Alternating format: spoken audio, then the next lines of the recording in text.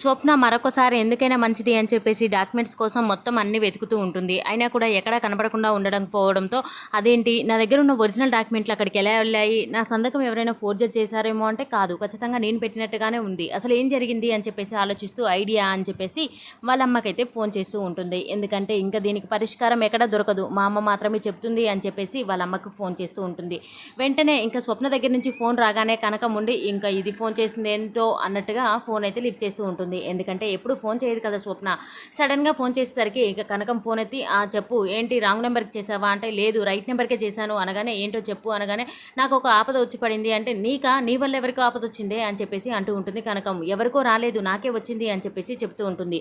అసలు ఏమైందో చెప్పు అని అంటే చెప్తాను విను ఫస్ట్ జాగ్రత్తగా, నేను చెప్పింది విని నాకు ఏం చేస్తావో చేయవే అని చెప్పేసి అనగానే ఇంకా జరిగిన విషయం మొత్తం చెప్పేస్తూ ఉంటుంది. వాళ్ళ అత్త ఇంకా మొగుడు కలిసి ఇద్దరు ఒరిజినల్ పేపర్స్ ఇలా నా దగ్గర నుంచి ఆస్తి కొట్టేయాలని చూస్తున్నారు అన్న సంగతి క్లారిటీగా వాళ్ళ అమ్మకైతే చెప్పేస్తూ ఉంటుంది. ఆ మాటలు విన్న కనకమైతే ఇంకా వెంటనే నీ దగ్గర నుంచి నీ ఆస్తిని కొట్టేయాలని చూస్తున్నారా, ఇంకా నేను ఊరుకోనిలేవే, నేను ఖచ్చితంగా వస్తాను, వచ్చి తీరుతాను అని చెప్పేసి అంటూ ఉంటుంది. ఎందుకంటే ఎంత కోపం ఉన్నా కూతురు కష్టాల్లో ఉందంటే ఊరుకోదు కదా, అందుకే నేను వస్తానులే, సరే వస్తున్నాను ఇప్పుడే అని ఫోన్ పెట్టేస్తూ ఉంటుంది. ఇంకా అన్నట్లుగానే ఇక స్వప్న అయితే వాళ్ళ అమ్మ ఇంకా అక్కడ ఉన్న సేటు వాళ్ళ ఇంటికి వచ్చేస్తాను, వడ్డీ వ్యాపారి ఇంటికి అనగానే అక్కడికి వచ్చి వెయిట్ చేస్తూ ఉంటుంది వాళ్ళ అమ్మ కోసం. ఇంకా మరి వస్తుందా కనకం రాదా అనేది నెక్స్ట్ సీన్లో చూద్దాం. ఈ వీడియో కనుక మీకు నచ్చినట్లయితే please do subscribe. Thank you for watching friends.